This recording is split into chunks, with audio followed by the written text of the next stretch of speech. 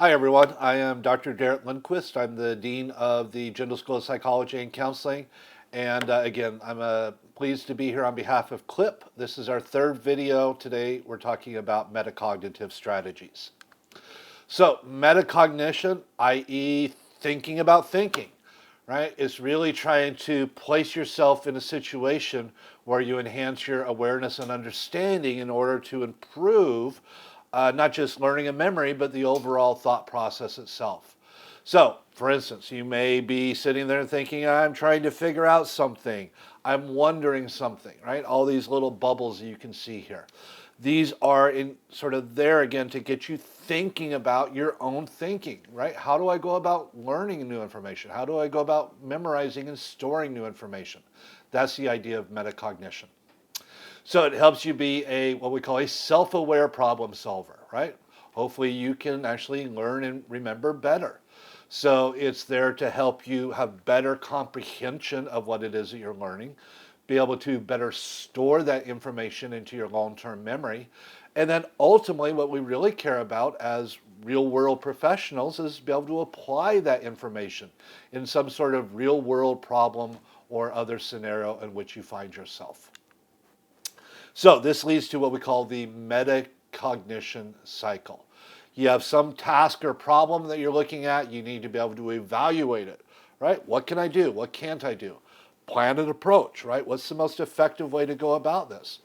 You then apply some of the strategies, including the learning strategies and memory strategies we talked about previously. Was it effective? If great, you've solved the task or the problem. If not, you need to reflect and perhaps re-strategize and come up with another approach.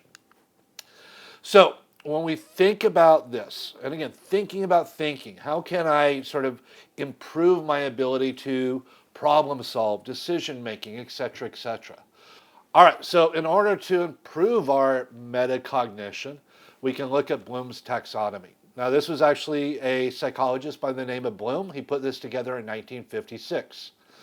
At the bottom here, the base, you have to remember. That is, you actually have to remember the information that you're trying to gestate, think about, work on, problem solve, whatever the case may be. As we talked about in the prior videos, one of the best ways to go about this is to incorporate new information into your existing network.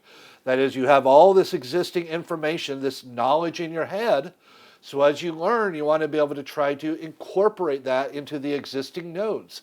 Form these linkages or associations with the prior knowledge that will make it easier to remember. Now, it's not just rote learning. You actually need to understand what the information is, right? You need to be able to construct it. You need to be able to actually act on that information. You need to understand how can I communicate that information effectively, right? Maybe it's spoken, maybe it's oral, maybe it's written, but you need to be able to effectively summarize and relay that information. Again, it goes back to the idea, if you're trying to learn something new, if you can teach another person about it, clearly you know that information and you can effectively communicate it. Next is the application. So you have some task or problem, as we saw previously, you're trying to solve. So you need to take this new information that you've just acquired and you need to be able to apply it in some specific situation. So in order to do that, you need to be able to monitor your understanding and performance, right? You need to say, is this working? Is it not? If it's not working, what's another strategy? What would be more effective? And this goes right into the analysis, right? So you want to break that material down. You want to be able to say what's foundational, what's not, right? Again, what is it that I'm trying to achieve? What is it that I'm trying to work towards? What's my overall goal? So to analyze, you want to differentiate and integrate disparate aspects of a unique topic. And by topic here, we're talking about, again, what it is that you're actually trying to achieve here. Evaluate. Make judgments based on criteria and standards. And hopefully that's going to be consistent, right? Here's how I did, here's how I'm going to evaluate it. If it didn't work, reflect, and then reapproach. If it did work, fantastic. Now you have some sort of new strategy or technique that you can implement in the future. Finally, create at the very top, at the peak of our pyramid here, You're going to put the elements together to form a coherent or new whole. So again, whatever it is you're trying to accomplish, right? Maybe it's an exam, maybe it's a real world problem, maybe it's a relationship, whatever the case may be, you're ultimately trying to come up with some solution. And that's what the creation here means, is that you've created something unique based on the application of these procedures that fall below.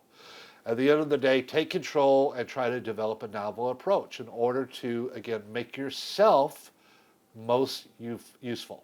Applying that thinking in a real sort of stringent, carefully considered way.